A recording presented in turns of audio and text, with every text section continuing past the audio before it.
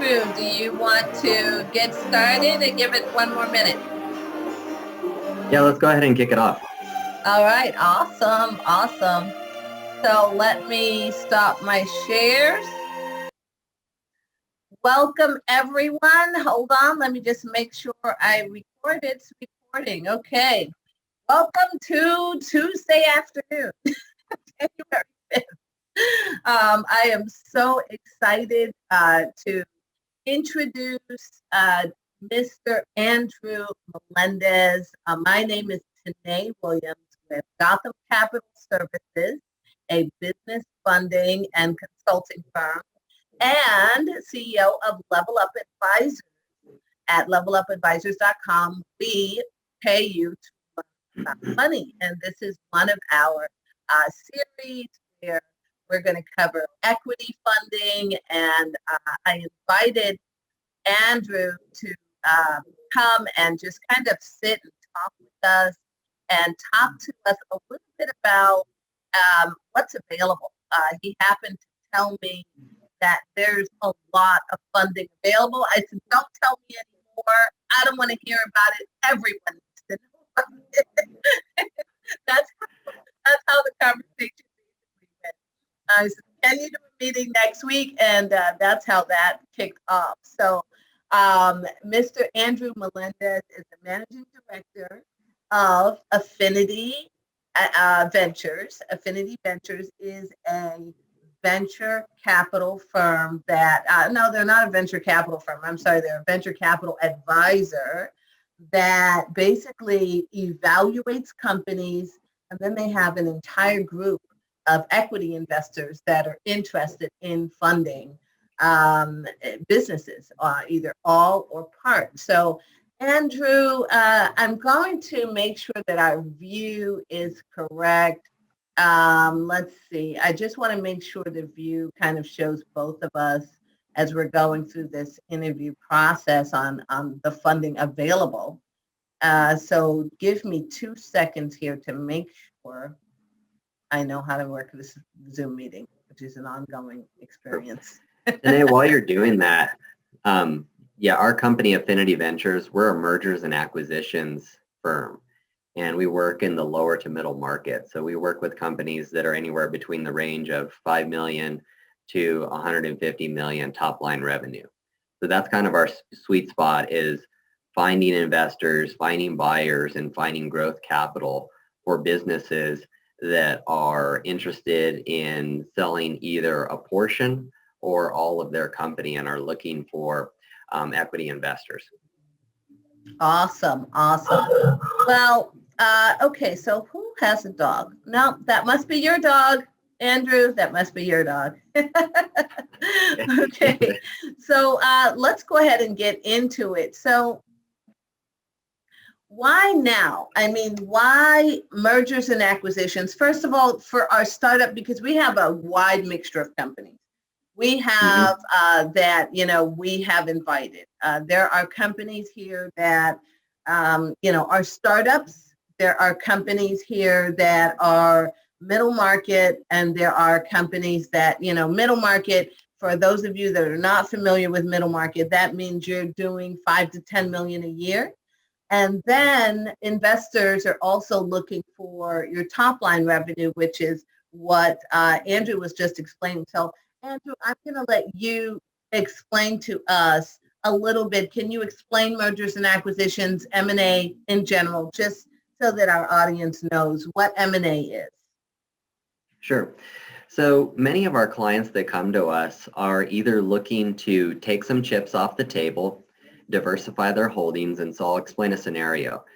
Typically, a person will start a business from the ground up, found a business or buy a business, and start running that business and growing it to a very decent size. So let's say they start from nothing and grow a business up to 5, 10, 20 million dollars. And what happens is at that point, the business owner has probably the majority of their wealth locked up in their business, right? And so when you talk to a financial advisor, they would recommend, hey, it's not good having all your eggs in one basket. And so what we do is we help them diversify outside of their business and take some chips off the table. And so what we'll do is we'll sell a portion of their business using a competitive offer process where we'll go out to literally thousands of investors, private equity groups, family offices, funds, other strategic investors that are either competitors vertically or horizontally in the same sector. And so we'll send this information out to all those different buyers and investors for the company, and then we'll run a competitive process where we want to deal with maybe the people that have the highest and best offers. And so we can get into how we actually receive multiple competitive offers for the business, how we work the process in order to obtain maximum value for the business owner. But to get back to your main question is what is M&A? Is that for those people that are looking to take some chips off the table, they can diversify their holdings. And let's say they have a $10 million company. We could sell 70% of that person's business. They would get a check for $7 million from an investor. They're still 30% owner of the company. They're still managing the operations day to day. They're still coming into the office, and running operations. They're still getting a great salary. They're still getting a great benefit. They're still, managing the company. And they're also now able to capture the upside growth. And when doing that, you also can eliminate any of the business loans that you have, any of those pesky personal guarantees, eliminate lines of credit. And now you have a strong financial partner that can help you grow the business, add on some additional acquisitions, or if you're looking for growth capital that, you don't have to go to the bank. You can just go to your partner and talk to them about, investing into the business, maybe some pari passu equity, or using their capital structure or equity resources that they may have. Debt resources that they may have available to them. So it's kind of like the show, The Profit or Shark Tank, Sure. where you basically are pitching, an investor. And so you are the go-between between that company that is doing business. And if you notice on Shark Tank, they are generally only interested in companies that have the sales already. That you already have growth and you are at the precipice of that growth to where you just simply, if you keep bootstrapping, you're going to be stagnant. So bringing in equity investors would be the better idea than launching an IPO, correct? It really depends on at what stage the business is at. What is the owner's goals? I mean, there's just so many different options there are in business, and so to say, yeah, you should bring in an equity investor, you should do an IPO, and one's better than the other. I've been a part of a couple of different strategies like that, and there's pros and cons to each business strategy. Obviously, there's pros and cons to each business structure, and so yeah, there's definite advantages and disadvantages to each. Thank you so much for answering that, because these are questions that everyone has, what is your exit strategy? And so this is what this is one of the exit strategies that you can use, or a growth strategy. So why now? Why is mergers and acquisitions the conversation that we're having on January 5th, 2021? And basically, how's it compare to 2020? I mean, of course, COVID definitely, pandemic definitely stopped some things, but what does that mean to the entire M&A world? Sure. So let's kind of do a quick review of what happened in the M&A industry during last year. So last year, when the pandemic broke out, many companies were looking to make major investments in 2020. And so they went out and raised a bunch of money. We work with many private equity groups that went out and raised. I was talking to one that was raising money for their seventh fund. They raised over $1 billion into their seventh fund. And so now they have all this capital that has been invested in their private equity group. But then the pandemic hit. And now maybe the sectors that they were interested in investing in need to be put on hold. So something like oil and gas or travel and leisure or restaurants or any of the sectors that were impacted by the pandemic, now they have to look for other opportunities. And really in 2020, because the entire economy was a lot of the lower to middle market companies were feeling the pressure of COVID, there wasn't a lot of very good opportunities for these people to invest. So they put the money on hold. And so if you look at the number of deals that were done in 2020, compared to last year, it was down by over 50%. And so the number of deals that were done in 2020 was actually quite low. And so even the deals that we did out of our office were low. And so we had many deals that were going on in oil and gas and other industries that were put on hold. And so until the economy kicked back up. And so what happened is that there's all this money that's out there that needs to be invested. And if you know how private equity works, when you raise $1 billion, you can't just sit on that money in a mattress, right? You have to go out and you have to acquire companies. You have to go out and do deals. And so we always have them constantly calling our office asking us, hey, Andrew, what kind of deals do you have? What industries are hot? What are business owners saying regarding their outlook and where are these hot sectors and who's interested in selling their business and where's the profits at, because they have to make investments in order to make returns for their investors. And so in 2021, because of the vaccine and because of changes in administration, people have a very positive outlook for 2021. And also there's this pent up pressure from them not doing deals last year to, really going full force and doing as many deals as possible in 2021. So 2021 is shaping up to be a very hot time for mergers and acquisitions, which kind of leads us into our second point, which is in regards to the Biden tax plan and how that is going to maybe make some people that were on the fence regarding selling their business pick a side on what it is that they're going to do. So tell me about the Biden tax plan. I mean, we know that I'm not sure if it's still up in the air or not. However, what is the Biden tax plan? And, just explain it to us. And how does that affect mergers and acquisitions and businesses in general? Right. So if you look at the taxfoundation.org website, which is a third party that investigates the different tax plans for new administrations, they've come out with a full report that's a huge report about the new Biden tax plan.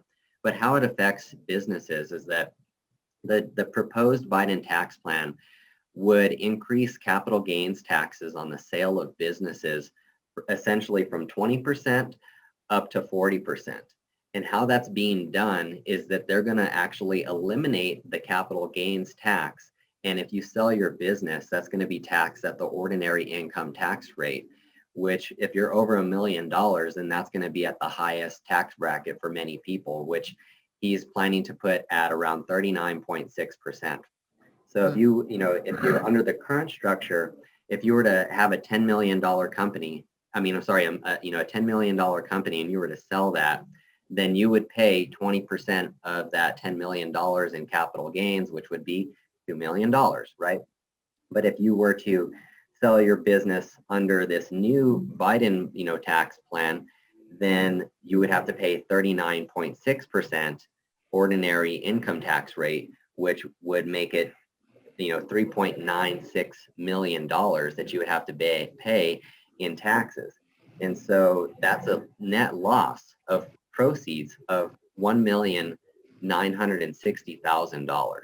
And so for people that are interested in selling their business within the next 4 years, they're probably going to want to sell their business before this goes into action, right? Because who's going to want to pay almost double the taxes? Is it even possible to get a deal done? You can't get a deal done between now and the 21st. You mean before the end of the year? Oh, no, before, because you said you'd want to get the deal. Oh, Okay, I was thinking before Biden goes into office, but the current tax plan would stay constant until 2022. Yeah, Okay. until this new plan is enacted. So it's got to go through Congress, which is not a fast process, but the Mhm. clock is ticking, right? And so they're going to have to, have to pass this bill or the new law. And so this is his proposed plan, is to do this. Now, is it going to get enacted? We don't know. But, if you're smart, then you kind of don't want to wait to see, how the chips are going to fall. If you're really wanting to, try to, and see, the reason that you don't want to wait is because let's say that this thing does go into action at the end of 2021 or Mhm. 2022, right? Mhm. Well, to your point, when selling your business, it doesn't happen overnight, Right. right? A typical transaction can take anywhere between 6 to 9 months. And Right. once the ball starts rolling on this, a lot of people that are interested in selling their business, there's going to be a rush to the exits, right? And so there's going to be a lot of people that are interested in selling their business, to escape this double tax, this increase in taxes. And so what that can do is it can create, some struggles for liquidity in the marketplace. Because if you have It's all these sellers selling at the same time and there's not as many buyers that are interested, then, you might take a bad deal, right? You might take a lower offer. You might not have as many competitive offers. So that's why it's good to, figure out what your strategy is, learn about this, become educated about it, and then make a plan. As you were saying, God, there's a lot going on. There's a lot of opportunity going on. Because what I heard when you said that everyone's going to be rushing to an exit is a huge opportunity for anyone that wants to buy businesses and consolidate. They wanted to roll up a few industries. This could be a great time to do it. Yeah, it could be a great time to do that. If you know of businesses and you're looking for acquisitions and you're going to buy a business over $1 million, I would definitely use this as ammunition and a tool in the tool bag to be talking to sellers and say, hey, if you sell under the, proposed Biden tax plan, you could pay up to almost 40% in taxes. Right now it's 20%. Wow. So I mean, that's something that could get people to, obviously when it comes to selling a business, there's a lot of factors that come in, the age of the owner, what their goals are, their family situation, what's happening in the business, what they think the industry is going to do. There's a lot of factors that come into to selling your business. And that's, our clients that we work with every day are, business owners. And Right. so, this is just one factor of hundreds that goes into, when you're going to bring in an equity partner, when you're going to sell either a portion or 100% of your business. So it's just amazing what's going on. Sounds like nothing but opportunity on both ends. Opportunity in the equity space, where if you want to sell all or part of your company, you have that ability.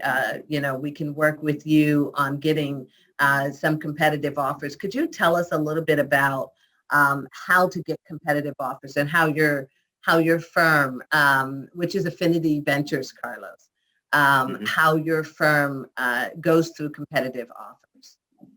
Great. Yeah, so this is our bread and butter. This is what we do every day, is sell companies and receive multiple competitive offers. And it first starts off with, we never put a price tag on the business. All right. You'll never see our businesses advertised on BizBuySell. You'll never see any of our companies listed with a price tag next to it. And the reason for that is because what we'll do is we'll create a blind profile or a one-page teaser for the company. And it'll say, let's say today for Level Up, it'll say something like, an online consulting company located in the eastern part of the United States is doing $20 million top line revenue and dropping 2 million bottom line. And so it'll give a quick snapshot and just a brief overview of the business. It won't ever name it. It won't ever put a list price on it. It'll just say something very generic. We'll then send that out to our database of thousands of buyers. A typical marketing program for the sale of these businesses will go out to anywhere between 20 to 30,000 buyers and investors that we have in our database. And so they'll all receive that information. And then what they'll do is they'll respond back and they'll say, hey, you know what? I'm interested in this business, Andrew. Can you send me over some information? They'll then complete a confidentiality agreement. And after they complete that agreement, that's the only after that is when we'll send them what we call the deal book, or the SIM. It stands for Confidential Information Memorandum. And what that is it's about a 70-page document that goes over who you are, your products and services, your team, your financials, your marketing strategy, your investment opportunities. It's pretty much the whole prospectus on the business.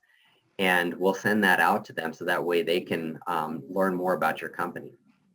But the key part to that document is that on the very first pages, it says in there that if you're interested in purchasing this business, then you need to get back to us by this specific date. There's a deadline in there that says if you're interested in purchasing the business, then you need to get back to us in the form of a written offer by this date.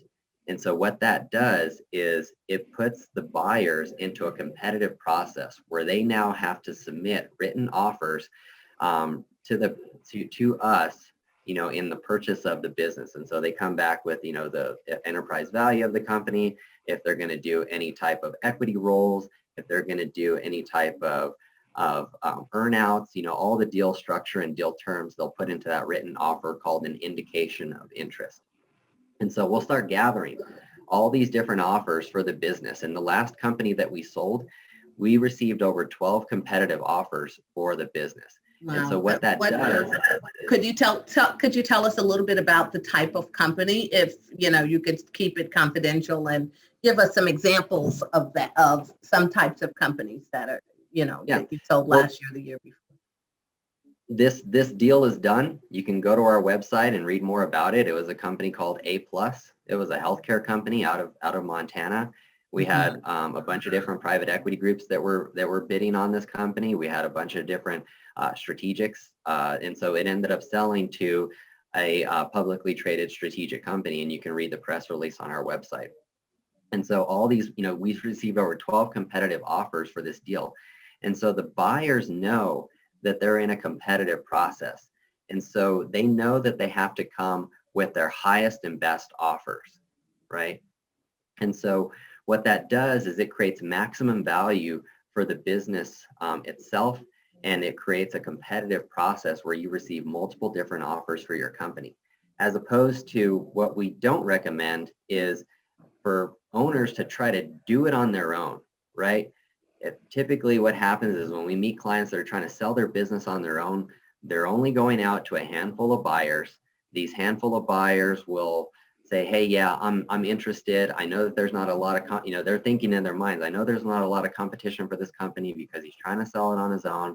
So what I'm going to do is I'm just going to try to submit a lowball offer and just see if the person's going to take it. Or they may come in high and then say, hey, I want to give you $10 million for your business. And you're like, yes, I got a buyer that's interested in my business, and they're going to sign an LOI. And then they go through a due diligence process and they say, hey, we found a bunch of dead skeletons in your closet and your financials are all messed up. And so we were going to offer you 10 million, but after, taking a look at it, we're really going to only come back with like 5. Is that going to be good for you? And so now you have a person writing a check in front of your face. And, with us, when we have 12 competitive offers, if, someone's putting in a low offer, we have 11 other people that have, higher and more competitive offers. So if someone's going to try to lowball it, then we just let them know that we don't think that they're serious and we're going to move on with other offers. So I got a question in understanding that competitive analysis. Is this, what differs your company? What's the difference between you and a business broker or equity crowdfunding? Because those are two other ways that you would also use. Like you mentioned, a business is going to try and sell the business on their own. 90% of the time, they're probably going to go get a business broker like Biz Buy Sell or, something like, so they're going to find a business broker, or, the newer way to try and find equity investors is through equity crowdfunding. What's your opinion on those, and how do you differ? They're great options for people. It really just depends. Now, business brokers, they typically operate for small businesses that are doing anywhere between, a couple $100,000 in top line revenue up to maybe, a couple million, $3 million in top line revenue, right? Mhm. And so, business brokers, they're typically going to sell a business to either a person that's interested in either adding on that company, or they're going to sell it to another strategic person or someone that may be brand new to business, right? Right. The majority of our, and so you can't really run a competitive process on that. And so that's why they generate listings and put that on Biz Buy Sell and say, hey, this is a business that's worth, we think that it's worth $500,000. And these are the reasons why. They're typically going to get SBA funding for those types of deals. And the reason that you can't really run a competitive process on a lot of these smaller deals like that is because the number of people that when you sell a small business using a business brokerage, the number of people that are actually active and available to buy that business is a very limited pool. Who's going to be able to come up with $1 million? Who's going to qualify and be able to get through the SBA process? Who's going to want to buy this business and run it on a day-to-day basis? Oftentimes, small businesses, you're going to need an owner-operator there on a daily basis. The difference between us and a business broker is that we mostly sell to businesses we mostly sell businesses to investors like private equity groups, family offices, other larger strategic companies.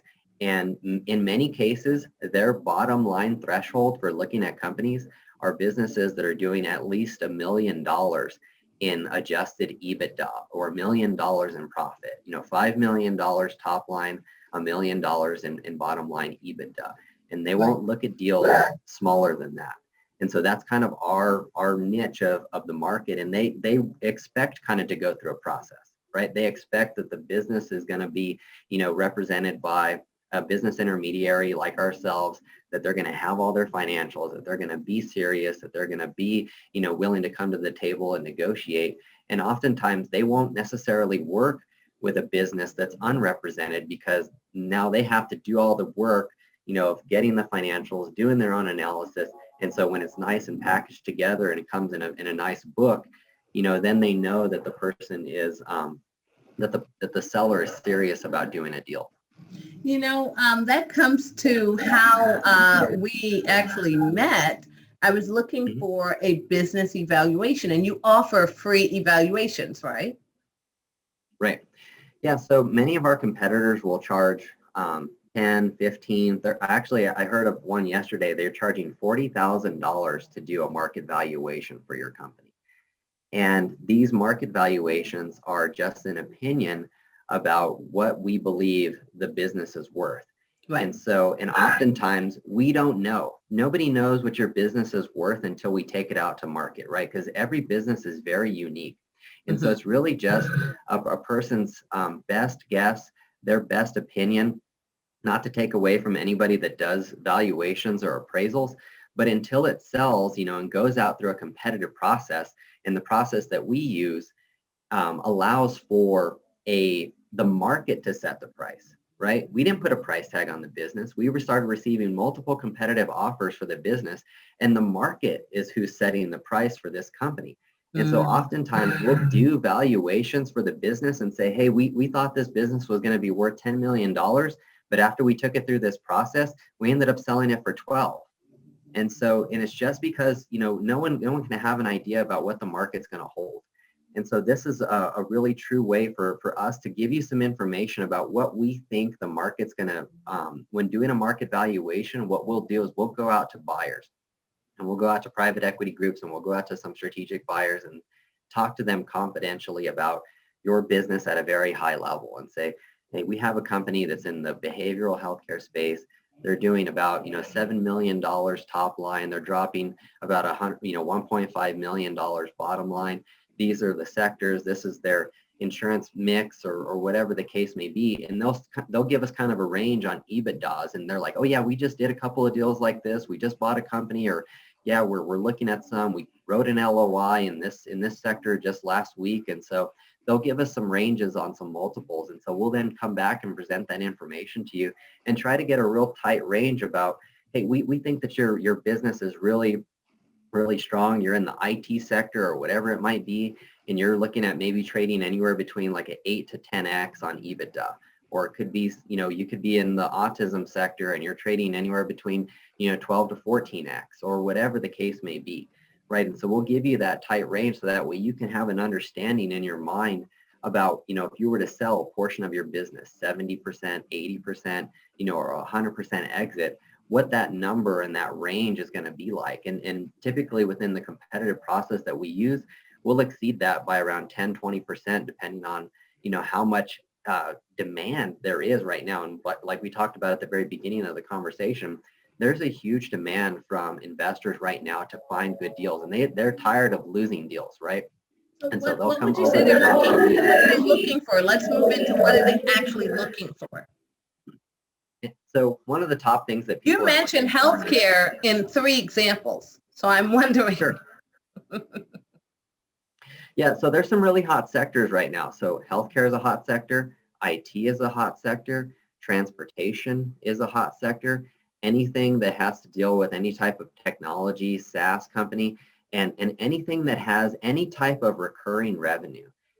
That's kind of like been the overarching theme throughout the last 5 years is, how are you generating a sales funnel or a customer acquisition funnel where you're taking customers and eventually they're following through and it's generating some type of recurring revenue, some type of subscription base, something that can be scaled up.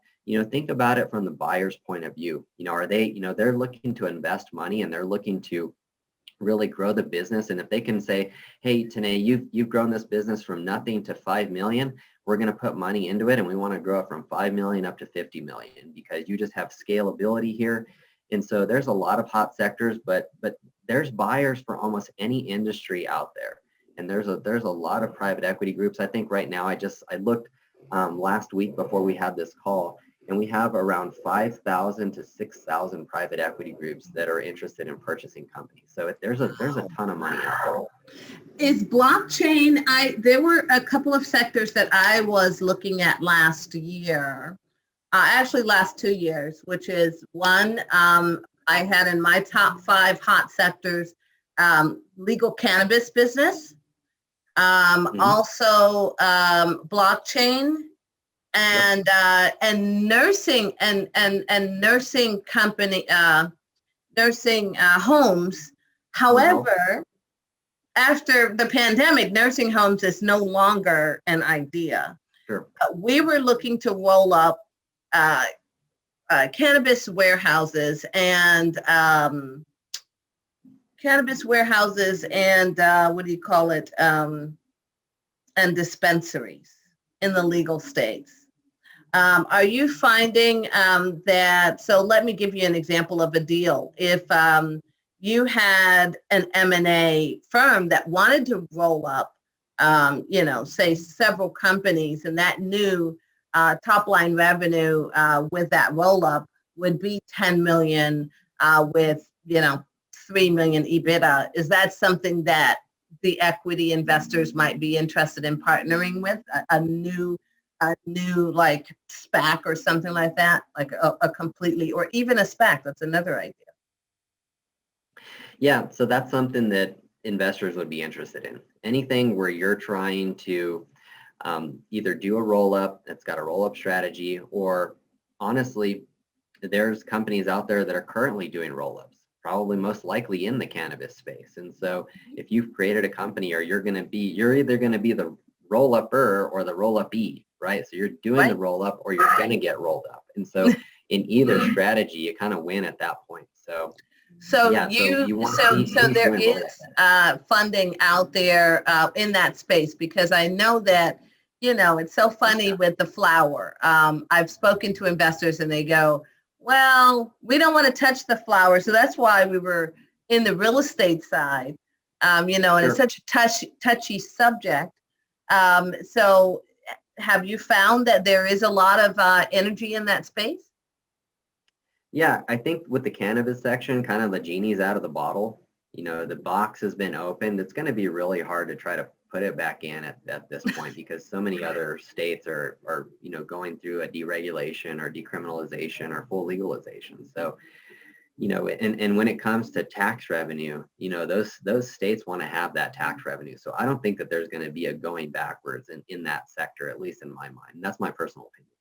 Awesome. So what about blockchain? What about, is that also a hot sector? That's probably one of the hottest sectors right now. Like I was saying, anything tech, which I include with blockchain, anything tech, anything SaaS. I mean, anything that can acquire customers quickly, or it has a blockchain back, or anything to deal with, coins or whatever the case may be. Those are very hot sectors, because as you can imagine, you don't need a brick and mortar to scale those businesses, right? You just need some computers to go global. And I'm talking about, international, all around the world. People can use some of these, technologies, blockchain technologies, or whatever the case may be. I was dealing with a company the other day that's doing some, that has like a texting platform.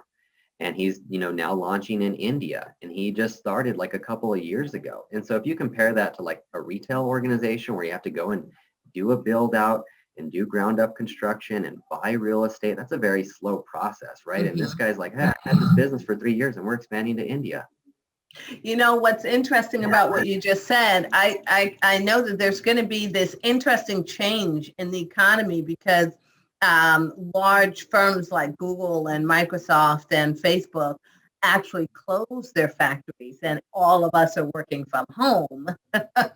And so, for those of us that work from home forever already, now everyone else is joining the party. And, that just means that their top line, their bottom line revenue is going to go up, because they don't have the cost of that real estate anymore. So that's really interesting. So when it comes to, I think we've covered, I wanted to talk about deal structure, but what are some of the pitfalls to avoid? Well, some of the pitfalls to avoid when, doing a deal is to not do it on your own, right? Don't try, if you got a very profitable business, if you're doing anywhere above or close to $5 million, don't try to sell your business on your own. You're going to get a much better value working with a business intermediary, either ourselves or even any one of our competitors. So that's kind of the major pitfall is don't do it on your own, because you're not going to get as many competitive offers. And so tell me about maintaining control. When you are, you have your business, and let's say you just want to sell a portion, because we've talked a lot about selling the entire business. You touched on selling a portion, selling 70% of your business earlier, but let's finish up, and then we can maybe open it for just a couple of questions. How do you sell a part of your business and then maintain control? Sure. Well, I'll give you an example. So we had a company out in Arizona that we sold, and this company was around a $10 million company. And we sold 70% of this business, right? So the owner got a check for $7 million. He stayed on board as 30% owner, right? And then he was in what's called operational control, because he's very integral to the business. He knows how the business runs. He knows all who the customers are. He's a very good leader of the people. He knows where all the dead bodies are buried in the company. And so he's very integral to the business, right? And so if you're an investor in the company and you have this person that's very integral to the business, are you going to want to get rid of that person? Hell no. That's the person that's making all the money for you, right? And so you want to have that person maintain that operational control of the business, right? And so you want to have that person making all the decisions, making all the planning, and just bouncing ideas off of the limited partner in the group, or the general partner in the group. And so what you want to do is, so when we sold that person's business, 70% of that business, he got a check for $7 million. He's now diversified out his wealth outside of his business, bought stocks, bonds, real estate, gold and silver, Bitcoin, who knows, right? And so now he's still 30% owner of that company. They then grew that company from $10 million up to $30 million within the next 4 years. They then sold the company again. At that point, he then sold 25% of his 30% equity. All right, he actually made more money on the second sale of the business than he made on the first. And so then He stayed on as 5% owner, as chairman of the board with the new investor, and then they grew that business up from $30 million up to $50 million, and that's when he made his final exit and sold his last final, 5%.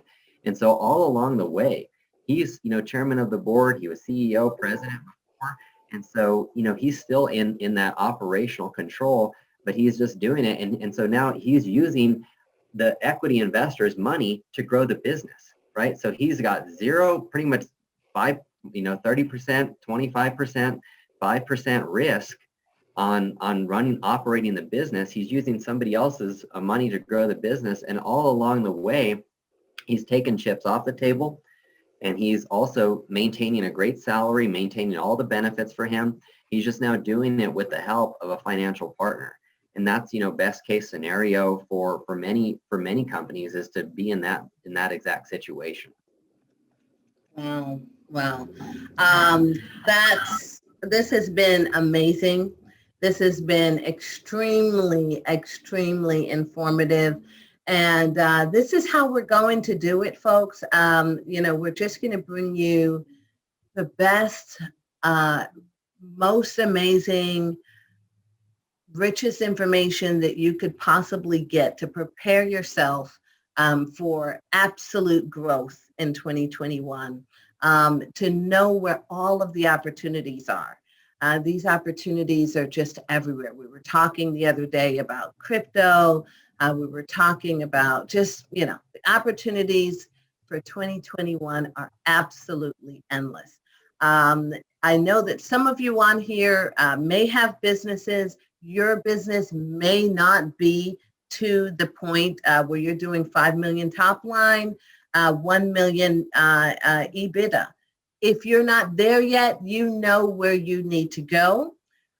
However, we also are training through Level Up Advisors how to buy a business. And so when I talk to Andrew about rolling up businesses, that's another strategy where you can basically consolidate an industry and immediately you have a business. You just started, but you're buying up, 5 nursing homes that are already doing $1 million a year. You're buying up, 5 blockchain companies, 5, whatever. So that is a strategy that we teach through Level Up Advisors, where we pay you to learn, and you can go to levelupadvisors.com. We actually are having a meeting on Level Up Advisors later this evening. However, as I mentioned at the very beginning, Level Up Advisors, I'm going to put this in the chat room. We have a meeting this evening and at 8 p.m. So I think I typed that wrong. Let me just type that one more time. https://level. Oh, I see what's happening. Advisors.com. That is our new e-learning platform for businesses of all stages. And then, of course, Gotham Capital Services. I know some of you are very interested in conversating more about how you could sell your business, or you may have someone that Gotham Capital Services, or you may have someone that is ready to sell. We will actually, we do pay commissions for those referrals. So if you have businesses that want to sell and you're thinking of something like that, you definitely want to get in touch with us as well. So let me go through some of these questions and make sure that we've answered all of them. Okay, let's see. Okay. Yes, we are doing a recording right now, and I will send it out to everyone that actually registered, because we have like 1% on this call of who registered. So we had over 50 registrations on LinkedIn and alone, and then the registrations, there were probably over 25, 30 registrations. And it's in the middle of the day, so maybe people couldn't get out, and we'll go ahead and send this out to everyone who was registered, so I have your email. Let's see. Okay, Francois said, I take it that we are looking at substantial return on investment. Why would an investor get in such a risky process if he can just invest in some good shares, etc.? Francois, I'm going to go ahead and allow you to unmute. Would you like to ask that question directly? Now, does that make sense? Andrew, would you be able to answer that question? Unmute? Oh, sorry. Yeah. If he can unmute, then maybe we can have a real quick chat or conversation about it. There you go, Francois. Yes, thank you very much for giving me the opportunity. My question is just how do an investor be so sure that this business will still be a success after X amount of million has been paid for a portion of his business, keeping him still in position? Why don't you just take that money and make a run?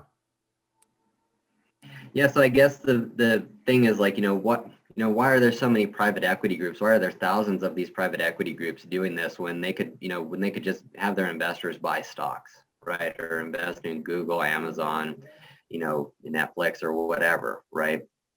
Well, typically what happens is that when they buy smaller companies, like a $10 million company, and they're very good. Their whole modus operandi is to buy companies that are, around the $10 million space. And then they very quickly can ramp up these companies to around, 30, 40, $50 million in, a very short period of time, 2 to 3 years, maybe even 5 years. So they're making, if they go from 10 million to 50 million in 5 years, that's a 5x on the dollar. And sometimes it can even be, greater than that. And so a lot of times these businesses that they're ramping up, they can get, much better returns. They can have more control over the business, because when you buy stocks, you can't just call up the CEO and say, hey, I think we should do this, right? And so they can have some more input and control over the business, because now they're 70% owners. So they can actually bring other resources, other people, other markets, other talent, other, more capital, other debt structures. And so they have a whole playbook that they use in order to grow the business and then exit the business, or some of them grow the business and keep the business forever. Some family offices never sell their businesses. They're a buy and hold type of company, and they'll hold on to that investment for a long time, or probably forever. And so, that's kind of the idea behind these, is that you can actually make more money investing in smaller companies that you have, good experience in. You understand the market, you understand the players, you understand where it's going. You can actually make more money and higher returns in investing in smaller companies and ramping them up than you can in many cases in the stock market. Now, that's not always the case, right? You can make a lot of money in real estate. You can make a lot of money buying Bitcoin, just look at the last 5 years. So there's a lot of different investment opportunities that are out there. And so for a lot of these people, they invest their money to have a more diversified portfolio. So they may be full up on stocks. They may be, heavy stocks, and now they want to diversify into doing some other equity investing. So everybody has their different motivations. That's a great answer. Francois, I think you are also saying, and this happened to some clients of mine, they bought 2 companies. They bought 2 landscaping companies, and these guys were kids. I was so proud of them. When I say they're kids, they were from Canada, and one of the guys was 24 and the other guy was 26. And so they bought 2 companies. One was 70,000. The other one was like doing 70,000 top line. The other one was doing like 150,000 top line. and they basically bought those incomes, okay? So because they were small companies and it was landscaping, they bought landscaping. The company actually, and this is a well-known thing that happens sometimes when you don't do enough due diligence and you don't know what you're doing. One of the pitfalls to avoid is that, the owners of those businesses basically, once those owners walked away, I know on one of the companies, he kind of walked away and some of their business walked away as well.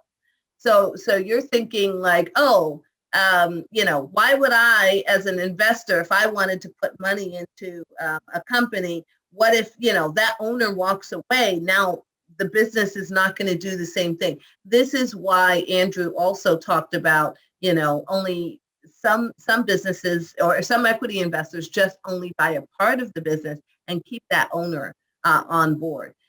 You also have to think about what they call unicorn. So a unicorn company, they may want to grow the company into a unicorn company. A unicorn company is a billion-dollar company that is, not doing, that's not public. It's a billion-dollar company. And the way that company got to be $1 billion is because they had equity investors along the way. That's the only way they did it. They couldn't do it. They didn't bootstrap. Uber is a company like that. I remember there were several companies. I was working with a fund a few years ago, and they had in there like Dropbox. They had some very well-known companies, Lyft, Uber. They weren't publicly traded. And so they actually took those companies public, and those equity investors, and it was actually a group of sports people. They were all athletes. They pulled their money together, created a fund. And so they looked for companies that were in those growth stages, and then they took the company public. And that's a strategy, and that's why they do it. Let's see if there's another question here. Okay, when do we get to the point of startups who are looking to raise their first dollars? Well, Everard, you need to come to this evening's meeting, which is at 8 p.m. We're going to do a meeting about Level Up Advisors. I will text you, or I'll send you the information for that meeting. And that will help you get to that point. This meeting was for more advanced companies. Okay, what was the name? Okay, we did that. And for more information, that's all right. So that about does it. If anyone else would like to say anything before we go. All right. Well, thank you so much, everyone, for coming. Enjoy your day. Get back to me. The phone number is right there. And you can also contact either myself or Andrew, and we will get back to you. Thank you so much. Have a fantastic day. Thanks, Andrew. All righty. Bye-bye. Bye.